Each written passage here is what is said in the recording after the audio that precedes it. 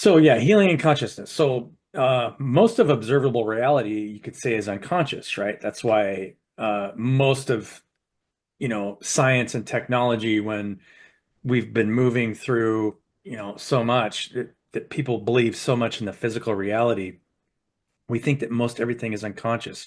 But actually, unconsciousness is relative to space and time. When you think about it, so you and I are fairly relative to, our uh, our biofield, right? We're exchanging energy. It gets harder and harder to exchange energy with things that are not relative to space and time, right? Like, one of the cells in your body or one of the atoms that make up one of those cells, because it's switching back and forth so fast that relative to your own timestamp and space, relativity to space, it's moving so fast that you really can't communicate. Let's say if there's beings within a galaxy, within that atom, let's say we picture an atom as a galaxy, um, it's really hard to interact with that, right? It's same thing, same reason why it's hard to interact with something bigger. It's hard to interact with something bigger or smaller. So, like, if you look at your chair, it's just a collection of atoms. And so from our perspective, it's very unconscious. But, quantum physics and modern science is telling us that, we're kind of living in this universe of one mind. The only thing that separates it is relative time and space, is kind of where I'm getting with that. Right. Oops. Um, that one. Okay. So this is, the world tree, I've kind of given this presentation, so much. Everything is kind of shaped the same way. So it all comes from and goes back to one point in time space. So that's why time breaks down when you look at black holes and they say that black holes is at the center of every galaxy. Time actually starts to break down once you get closer to the event horizon or the 0 point, because all that information and energy in that entire system is collapsing right there at the center. So um, time slows down as you get farther away from the center, and it speeds up as you get closer to the center, because everything within that field is coming from that point and going back to that point. So the closer you get to that one point, the more it represents all of the information and energy in the entire field, which is why um, we all connect at our heart space, right? Your heart represents that place in your own biofield where everything comes from and goes back to, which is why following your heart actually leads to healing your third eye chakra. There, a lot of what I'm about to present today is about healing the third eye chakra, unconditional love, surrender, all those points of interest that actually gets you to higher states of awareness that actually collapse the waveform to kind of take you out of time. So, in order to create balance, you have to have a creative and a receptive energy. So your creative energy um, is always going to get hampered by, let me go to the next slide here. Before I get there, your creative energy is always going to be hampered by um, how much negativity you have in your thought forms, right? Because this is your creative circuit. So if it's negative in any way, it's actually a block to pulling higher states of awareness. You could picture, your crown chakra and chakras that go up as bigger parts of the whole. So like if you're looking at the field that we're in, or the galactic field, say we're all interacting on a planetary basis, right? We're all exchanging ourselves on a planetary basis. If we were to think on a galactic scale, then we have to connect to higher states of awareness to actually get us ourselves off planet, right? Have to start thinking as a whole organism. So that's kind of the state of evolution. It doesn't matter where you look at the evolutionary chain, whether you're looking from, how we, how single cell organisms, came out of the sea and then we slowly came to land, or even the short evolutionary series of man here, it's all creating higher states of awareness where you're having more of an impact on the state of reality. Like a monkey has less impact on the planet as Australopithecus, and then Homo erectus had more impact than the previous one, and vice versa. Now we're at a state now where we're having way more impact on our environment because we're actually moving more energy and information in the body. So you're constantly, as that happens, evolutionary events actually, when you look at the evolutionary record, more and more, there was leaps in evolution when a species kind of overconsumed and fell out of balance with its environment. Mhm. I think it was guy, I just looked this up. There was I don't know if it was a billion and a half years ago, but it was one of the biggest major extinctions. 96% of all life on Earth died.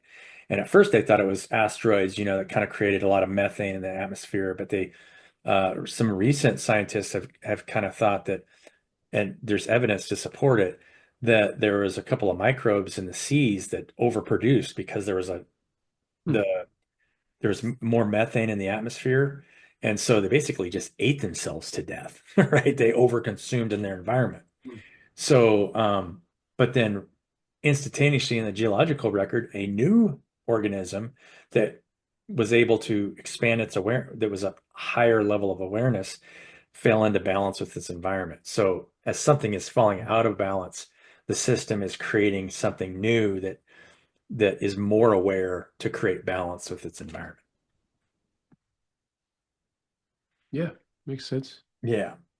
So our own awareness has a lot to do with, how well we can create in our creative energy. And it starts with our heart space.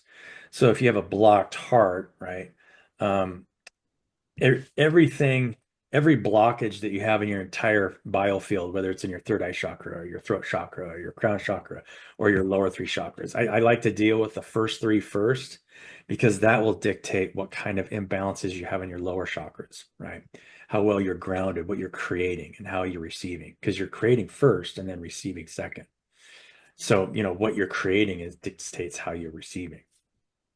But if you have you know, let's say the average person who just goes to work at a daytime job where they don't really like what they're doing. Maybe they hate the people that they're around, right? We're just creating a theoretical model of the United States citizen here. You know, let's say, they get up, drink coffee, they interact with the people they work with and they just don't like it and they come home and maybe they have a couple of beers, just watch TV. Um, you could You say that forgot they second maybe, traffic. yeah, they have some creative energy, but Mm, most of it's being fed off of internally, and then that's being externalized where it's like, creating unbalanced exchanges of energy in their environment, right? So, mhm, you might be making $60,000 a month where you're in a business where most of the people are using most of your time to put more money in their pocket. So, that hierarchical system, like I've talked about so many times, actually is a representation of some sort of parasitic attachment where you're not valuing each other's time equally and you're not able to get each other into the same healed state where you can be co-creative in those environments. mm. Yeah. And so, more non-physical energy is not created nor destroyed. So if you're thinking of something negatively, whether it's a negative um, picture of yourself, which usually gets projected onto your environment. Usually it's unconsciously projected. Um, you can't, energy is never created nor destroyed. So something has to live on that energy. A lot of people talk about demons and angels, but a demonic entity is basically just a parasitic attachment, right? It's just, all it's doing is just taking wasted energy that you're wasting voluntarily. And it's in its best interest for you not to know that it's there, for one thing, and for you to believe a story that that gets you to keep pouring energy into it, right? If you're constantly afraid, let's say I'm constantly afraid, or I'm in a state of mind where I'm afraid of what's going to happen tomorrow. I'm getting my attention pulled out of the present moment, so it's wasted energy, right? Because it's not grounded right now in the present. I'm worried about something that's not even real. Mhm. What happens tomorrow is going to happen tomorrow. And more than likely, what I'm afraid is going to happen isn't going to happen. So all that energy, if my attention's going on to something that's not real, it's wasted energy. So there's a Mm. parasitic entity attached to that. Um, what we see in the world right now, any kind of fear that's not is usually not based in reality, right? I'm breathing, I feel good, there's nothing wrong with me right now. I'm happy. I have Carl here, one of my best friends that I've met over the last year, right? We're just grounded having this conversation and we're co-creating our reality. We're literally, just putting energy out there and help raising awareness that there's nothing to worry about tomorrow as long as we're creating something and grounding it, that we can uh, it's raising the awareness of the organism. So uh, and that's the purpose behind that last presentation that I put up. There's just the evolution of man. If your path is leading you to more awareness and expanding the awareness of the people around you, the highest chakra or the one mind, that's what it wants. It wants every part of itself to become more aware of itself, right? So, um, yeah, pretty cool, right? So, yeah. Uh, any questions before I go to this slide? There's quite a bit here. Just out of curiosity, do you have any question? I know that's a huge topic, right? If you start talking about, Mhm. there's a whole history of people that, claim demonic possession. There's a lot of parasitic entities. Even like if you go to right now, Bashar is really famous on YouTube. You can watch Bashar videos where I can't remember the guy's name. Actually, I don't even know his name. Now he's calling himself Bashar, which is another entity that's supposedly taking over his body, which technically is a sort of parasitic attachment, right? Mm. So you have to question, okay, if it can't manifest here in three-dimensional space, why does it need, a vessel to take over? And then it's even like, that's kind of a dangerous situation. I wouldn't recommend anybody try to channel an entity, and leave your own identity because it's probably trying to trade places with you. And actually, I have I have direct experience from friends group and even church groups where I've seen uh, kids, because when you're experience a lot of trauma as an early child, your consciousness, you just want to leave the body. You want to get out of there, right? So if it just invites something to take you over or at least lie to you to try and take your place. If you're wanting to get out, right? There's a lot of studies around astral travel and leaving the body, but you have to be really grounded in order to feel safe about doing that. Last thing you want to do is allow something to start taking over your space, right? Mhm. You have any experience with that? No, not that I can think of offhand. I mean, What's that? not that comes to mind right away. Yeah. Yeah, I mean, I have some indirect experience and some a little bit of direct experience, because we took in foster kids when I was young, and some of the Mm. kids in the foster system, some there came from some of the worst environments, seeing kids that got locked up in closets and were severely abused, Well, half mm, starved to death, from parents that just were extremely dysfunctional, people that ended up, spending a lot of jail time. And then you get it, as a child, you get pulled into the social system, but what you went through has a lasting impact. You have to be able to heal that.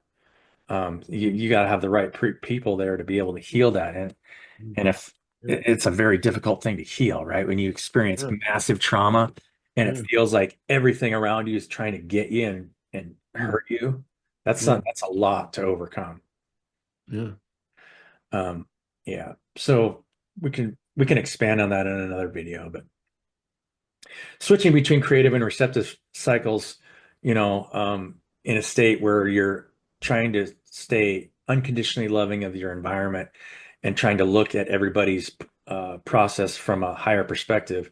When you look at the whole organism as a whole, if you're looking at no matter how bad of a state someone's in, if you say, okay, they're just at a certain state of awareness, so they're co-creating in their environment according to their own state of awareness, right? So if you think that your environment or your perception is that your environment's out to get you, then you'll make decisions to try and protect yourself, thinking that it's against you, right? Instead of um, providing for it and being open to naturally receive. It's a completely different mindset. You'll try and take first and then say, well, you know, I got to take care of me. Screw you, right?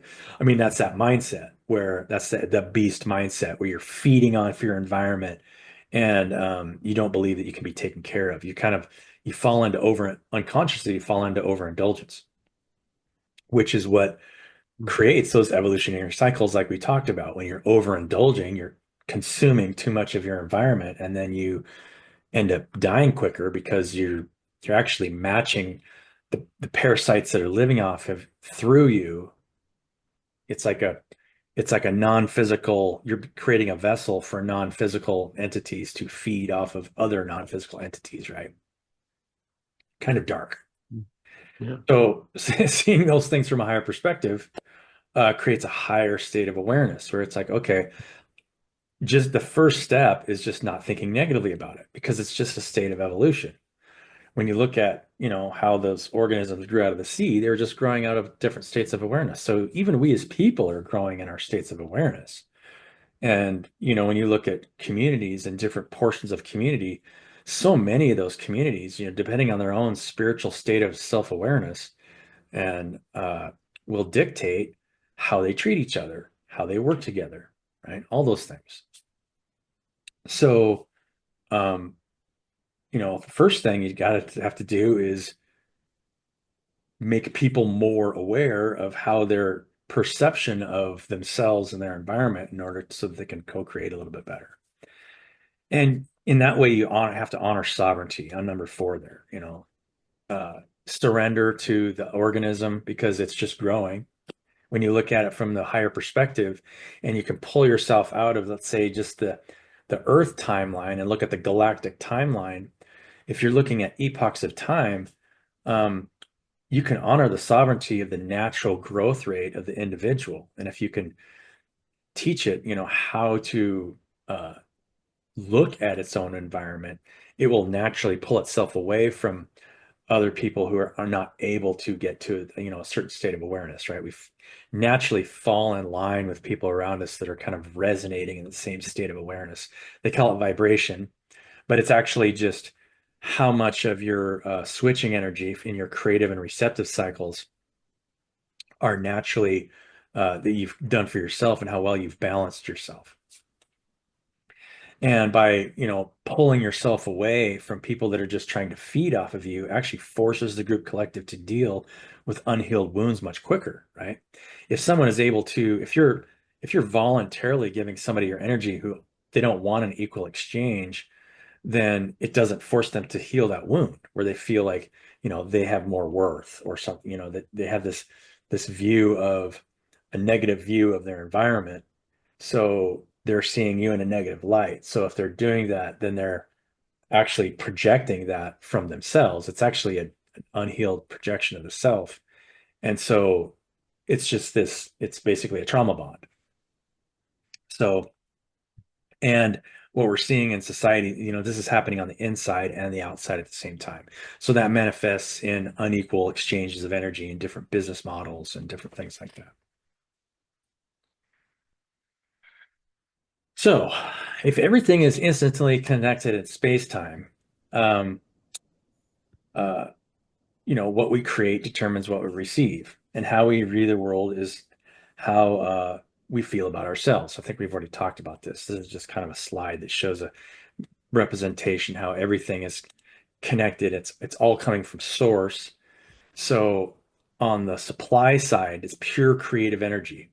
On the receptive side, it's pure feeding energy. So all of us are feeding off of our environment in some way, right? But it's if you can naturally receive without actively when you're feeding, if your mouth is actually on your, and this is really interesting because it has to do with fasting, because your mouth and your throat chakra is on your creative circuit. Why do we ingest food through our creative circuit? Right? That doesn't make sense. You're ingest food in your abdomen, which is actually in your receptive part of your biofield, right? That's where the negative portion of your biofield, where things are coming into your biofield. But in order to eat, if you're going to consume, like if I want to consume you, I got to eat you, Carl. I got to put you in my mouth.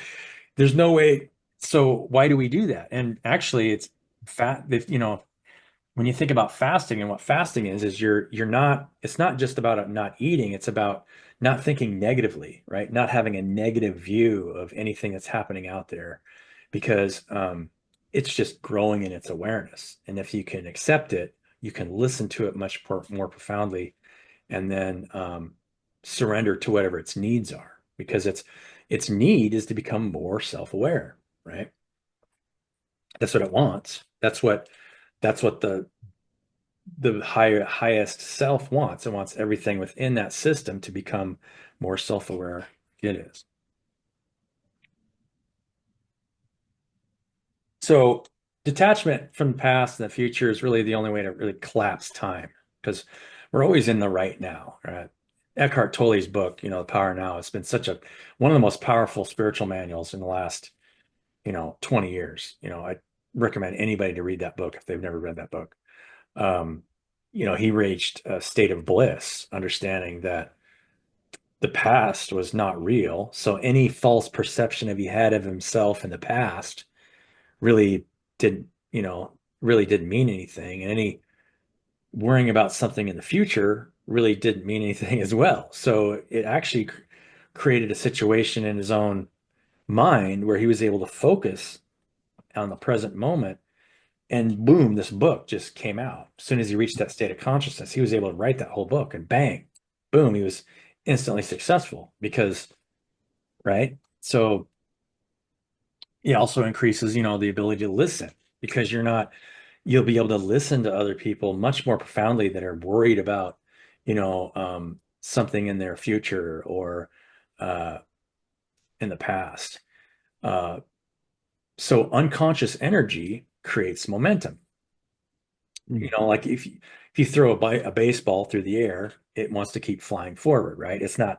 The baseball is not self-aware or like a rock, right? Well, actually, it is, but not relative to our space and time, right? If we could get as small as the atoms, or maybe whatever is small enough in there to be relative to its own frequency, it would feel like it's aware to us, but because it would be relative, right?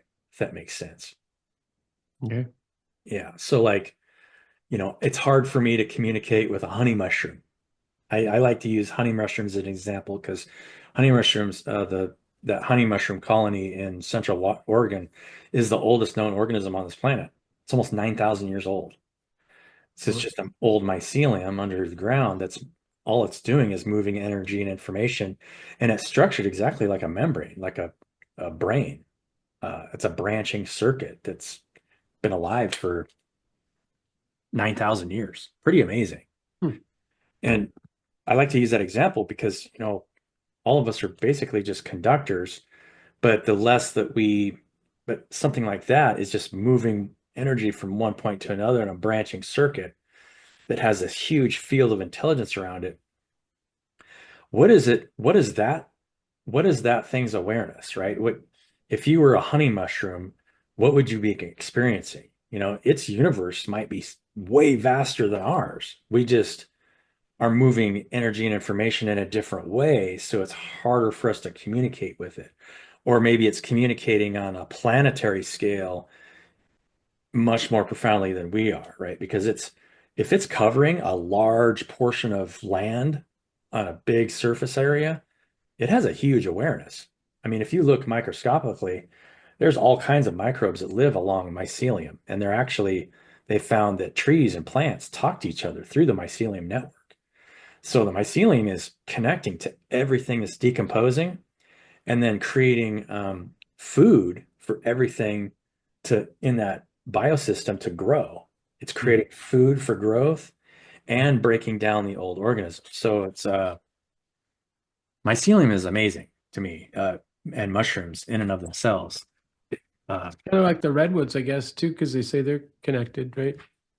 yeah, yeah, and even the mycelium under the redwoods are allowing the trees to talk together, and the mycelium there is completely unique to any other mycelium on the planet. Hmm. The the the fungus of every region is unique to that region because every part of the biofield is slightly different. It's like a different part of the body that its needs are different. Its awareness is different. It's what type of information it's moving is different. And each and every one of us, me, you, all of us are unique in our own way. We're all moving different energy and information in different ways. And collectively, we become much more expansive. And so the idea here, the end result of this video is to connect in the right way. So we're expanding our awareness as a group collective and becoming more of a natural body instead of, creating the separations and the differentials and differences in potential that lead to just lower creations, right? We're not really creating anything anymore. So, um, let's see how we're at. Yeah. So when it comes to healing, if you know that unconscious energy is actually creating our environment, this is how modern methods to use hypnotherapies unlock the power of the unconscious mind to heal the body.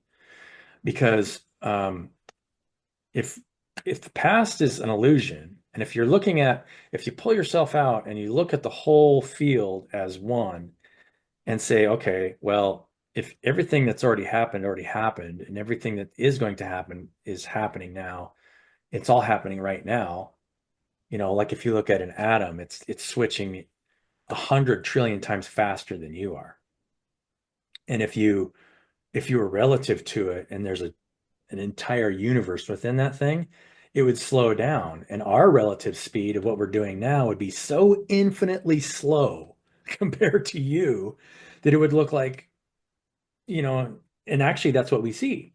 When you look outward in the galaxy, it looks like everything is moving. It's just completely static. It's not moving at all, right? And then when you look inward, it's moving so fast you can't even see it move, but it's all moving. There isn't anything that isn't moving. So it's like fields within fields within fields, and those fields collect together to create structures that look like structures, but they're just fields within fields that are just switching um, at a certain speed to create this illusion of separation. And that's what you're doing in the body, right? I mean, if you understand that, and this is just a projected reality, and if you can change the state of your body and say, oh wow, if the past doesn't exist and I am pure creative energy, because if everything comes from source and it's being created, and if it's purely self-aware, then it reaches a higher state of awareness. That's when you hear about the yogis who are actually able to like move in space time without actually moving, and things like that, or changing their own body temperature, in the Arctic, and doing things that just seem like it would be impossible to modern way of thinking if you believe in materialism, but materialism really isn't real. We haven't ever found anything that's solid. This is just a projected reality. So, um, Joe Dispenza has been able to unlock, and other researchers have been able to unlock the power of the unconscious mind to instantaneously heal the body. I personally have witnessed, just people in prayer and the right belief able to heal tumors like brain tumors and simple things like that. I say it's simple, but unless you believe in the power of the mind and able to heal the body, then it's much better if you understand. And this is why the purpose of this, because I believe that we're going to move more into more conscious healing. And the reason why I bring up momentum is because, and the why it takes two people to heal, generally speaking, is because let's say I have an injury. Let's say I have like a broken arm or something, we'll make it simple. I have a lot of pain, right? So it's much more difficult for me to disconnect from that and to heal myself as a individually than it would be for somebody else to um, if I surrendered to somebody, because we all have sovereignty, so you'd have to say, yes, please heal me and ask for help. For somebody who's detached from me to just visualize me as whole and then instantaneously heal you, right? As a person, you can heal yourself, but usually it's a state of surrender, just allowing the body to heal over time. I've done that for myself, but when it comes to instantaneous healing, you almost have to have somebody that's detached, that's not getting pulled into a negative emotional state, right? That's maybe being projected by me. If I'm hurt real bad, I'm like, you've got to be detached from that and then visualize me in a healed state so that you can get, that person to a healed state. So yeah, um, the end goal, is that the society we see just isn't balanced. There's the structures that are creating physical products in reality are coming from an unhealed state, right?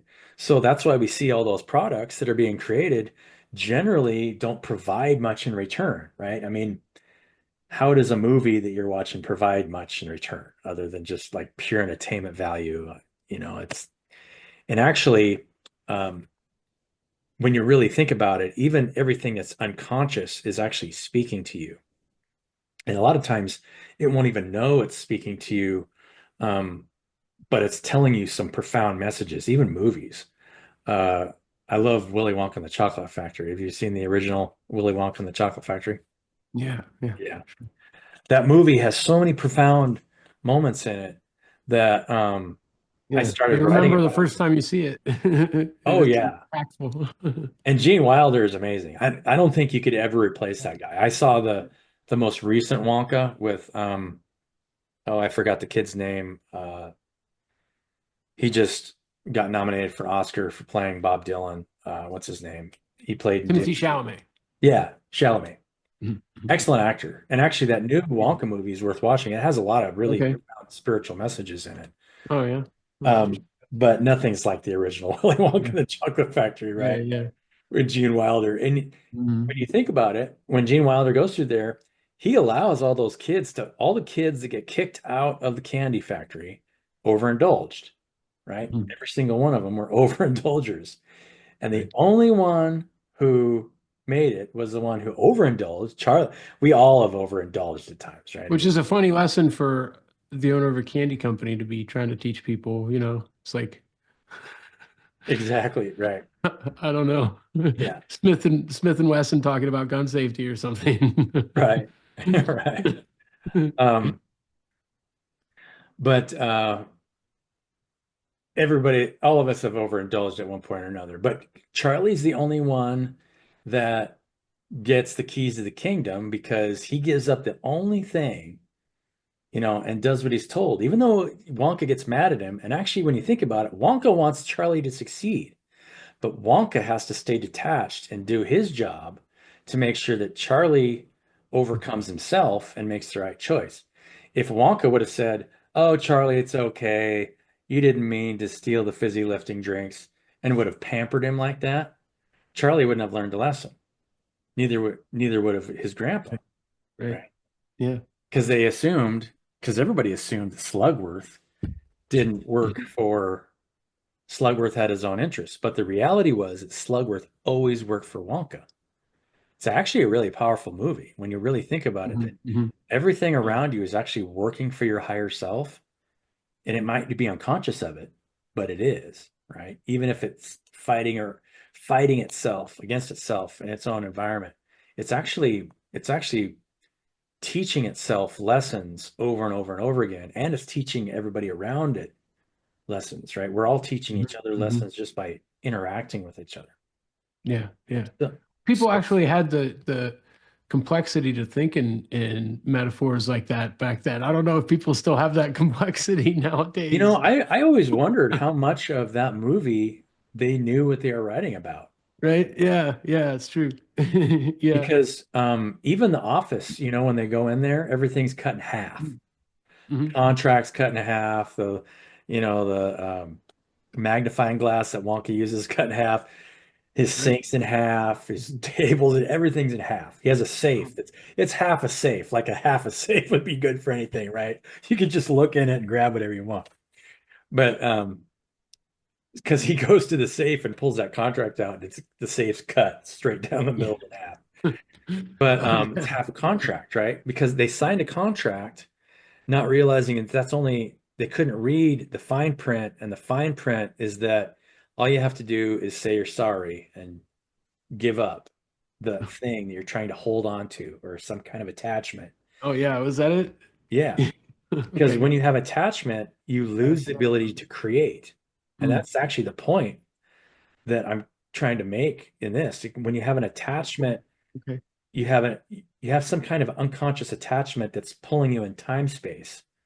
So let's say I try to Right. If you're trying to prove something to people or or any kind of attachment to an outcome even. Like if I have Mhm, an mhm, attachment to an outcome of how well this video goes, mhm, then there'll be a part of me that will be apprehensive and I won't be my genuine, authentic self, right? I won't be mhm. able to be perfectly present because I have some fear of what might or might not, what somebody might think of Right. this video or Right, right.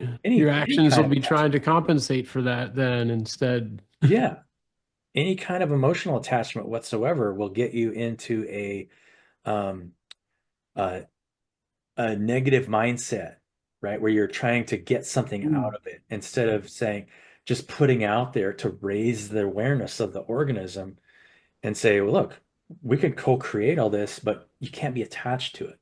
mm. But you also have to set boundaries. That's another excellent part of that movie because Willy Wonka, everybody's free Yeah, within the factory. And that's actually the lessons that all the Oompa Loompas teach, right? yeah, yeah. We're all Oompa Boundaries are Loompas. very empowering. Yeah, the Oompa Loompas were able to create peace and tranquility within that setting by Mm, creating and not being attached to any of it because they never overindulged. Every mhm, song mhm. that they Right, sing in that movie is about not right. overindulging, not getting, pulled into chewing gum all day long. Chewing gum is not bad if you do it once, but if you just do it all day long, it's a disgusting habit, right? uh, Veruca Salt, who just wants everything in the world. Oh, she's Right, right. a bad egg. Bad characteristic, whatever your tragic, your fatal flaw leads to your tragic Right. downfall. Yeah, Every Oompa exactly. Loompa song ever. Right. Yeah. So, yeah, such an amazing movie when you really think about it. Even the boat scene Yeah, yeah, where yeah. he doesn't, the boat shows up. He's like, all I need is a star, I think a guiding star and a tall sail to sail her by or something like that. I don't know. I can't remember specifically what, Right. but when they're going through then the music changes and it starts to get a little, he starts going faster, faster, Mhm, and it's dark mhm. in the tunnel. And as soon as they go into the tunnel, the music changes. And Mr. Veruca Salt's dad goes, Mr. Wonka, you can't possibly see where you're going in here. And he's like, I'm right. I can't. Or you're right. I can't. In Yeah. other words, I don't know where we're going, but Uh, this is fun, isn't it? mhm, mhm. Because he's the candy man, right? He's the creator. He's he's not attached to any of it. And actually, he's not even attached to what You're like happens. venturing into sanity at that point, right? Yeah. It looks from a certain state of mind, it looks insane. It's like, oh, you should care about what happened. It's like the children are doing this to themselves. I've already given them warnings, don't do Right. this, but I'm not going to keep you from doing it. And if you do it to yourself, you're only harming yourself. So, but not only that, at the end of the movie, he assures Charlie because Charlie's worried. He's like, before he goes into the office, he asks Wonk, he's like, what's going to happen to Veruca and and Augustus? Are they going to be okay? And he's like, oh, don't worry. They'll be fine. They'll get out of here. They'll be back to their same old terrible selves. But hopefully they learned a little something, right? So Right. he's Wonka in that movie is type and shadow of your higher mind.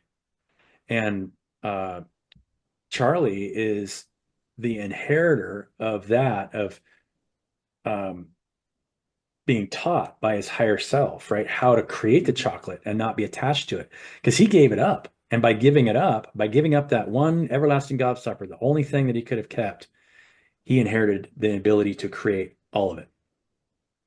Uh, Such an amazing film when you think about it. Yeah. Even the Yeah. last part where they go blast through a glass ceiling, and then they have this, they Mhm. see everything below them, right? Because they've Mhm. Mhm. uh, kind of it, they made it to the end by Mhm. not being Right. attached to anything. Yeah. Yeah, I think the book has a sequel, doesn't it? Isn't that a whole sequel, like what happens in the glass elevator or something like that? I thought Yeah. there was more of the book, like that the I kid. didn't read the book. I think the book's Oh, called Charlie and the Chocolate Factory instead of Willy Wonka and the Chocolate Factory, if I remember. okay, yeah, yeah, yeah, right. Yeah, the first Willy Wonka and the Chocolate Factory, that one was in 1971. So it was actually, I was only, well, it was 4 years old when I was born. I was born in 75. So Hmm. I remember reading the book before I saw the movie. okay. I think the book was, there was a class that read the book when I was in grade school, but I wasn't in that class. I just Mhm. remember some other kids that read it and they said it was interesting. I've actually never read that book and I Mhm. should read it Oh because I yeah, know the yeah, book is a yeah. little If you got different. that much out of the movie, maybe you get even more out of the book. Yeah. Oh, yeah. But um, yeah. I mean, I could keep talking about that movie. Every part of that movie is so interesting to me. Even Yeah, the fact that Charlie completely gave up about trying to get in the factory because he thought yeah. the The whole stuff golden about the tickets had been taken. family in there and everything about generations and family. Yeah. That's also pretty deep. And not only that, but what qualified Charlie even for being who he was the fact that he had nothing, Mm, right? yeah. He didn't expect anything. All the other kids were all overeaters. Hmm. You're right. They Hmm. were all Yeah. overindulgers because Yeah, yeah. They're rich or they had access to like a too million much stuff. macros. Yeah, they Right. didn't appreciate it, Uh-huh. you Yeah. know. Charlie appreciated everything, right? That's why gratitude is so important. When you can Hmm. be in that state of gratitude no matter what you have, then you don't feel like you need anything, you know. And Hmm. being in that state of unattachment really pulls you into higher states of awareness when you really can appreciate actually the universe around you becomes alive when you become fully present because you'll see that everything around you is alive and moving and you're interacting with it. I mean, I have birds that sing the same songs to me every morning. They sit outside my window and they talk to me and I can hear them and I'll actually get out there and Yeah. start talking to them. Animals. Yeah. They It's have to learn those songs too. exactly. Yeah. So I guess that's it. The main thing that wanted to talk about is the fact that, when you're is if you can get to that state of awareness where you're fully present and you realize that the past is just the past, it's not real. The only reason it's creating momentum is because you're tied to it energetically in some way. And it's really hard to heal yourself, especially of physical ailments, because you're feeling that pain and it's pulling itself through the present moment. Whereas two people together you can submit to each other and heal one another. So a lot of history behind that. And I think that we're going to start moving into more conscious co-creation as well, where, if you can, as a group, don't create imbalances or narcissistic relationships where you're trying to control the energy of each other, where you're making decisions as a group, and then expanding your awareness because you're all learning from each other. Every single one of us has so much knowledge that, if you can break down boundaries where you can spend um, balanced time together, then you're basically expanding the group collective and psychically growing together to where um, the more I've learned about myself, I realized the more self-care that you do for yourself, the more that you heal yourself, the more you're expanding your own awareness and you're expanding the awareness of the people around you. So you want to be able to do that as a group as well. Business models usually get too concerned with the bottom dollar, so they're just putting stress on themselves, not realizing that they can fall into the joy of creation and still ground something in physical reality and create balance with their environment but create balance with each other as well. So, Yeah. yeah. Yeah. Yeah. Well, I So, think you can grow energy, build energy within yourself and within other people instead of a lot of things take energy away from us and take life away from us. And so it's really special Yeah. when you can I've run into so many, build that.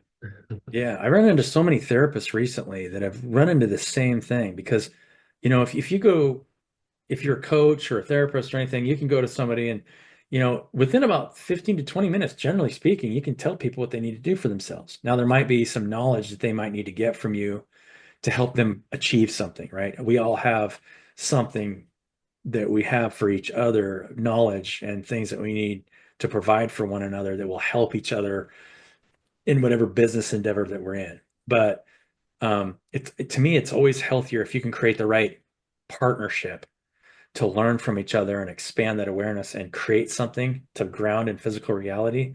That way, you're not adding capacitance to the system, right? You're still exchanging physical for physical and creating an equal exchange of energy between people. And if you know how to do that like a natural body, then ideally, then you can create a pretty expanding organism where you're expanding your awareness and ultimately healing each other. But prioritizing self-management, you have to prioritize self-management because otherwise you don't want to carry the burdens of anybody else, right? Mhm. So Yeah. we're all carrying our own burdens. So yeah, I hope you enjoyed this, Carl. Thanks for Yeah. showing up Yeah. for Yeah. short notice. Definitely. Yeah, I Yeah. haven't I haven't Thanks, talked to you in brother. a little bit. Yeah. Yeah. Enjoy the weekend. Happy Friday. Yeah, happy Friday. Thanks, guys. If you'd like to have any questions or any ideas, or actually, I have a lot of questions actually even about hypnotherapy. I know people that do that activity, and I would love to learn different modalities. And Oh, okay. yeah, I met a coach a couple weeks ago. He studied all the different modalities and created his own. You might be interested to talk to him a little. nice. Thanks, Carl. We'll Yeah. catch you later. Yeah, buddy. All right. Awesome. Thanks a Thanks, lot. guys. Bye.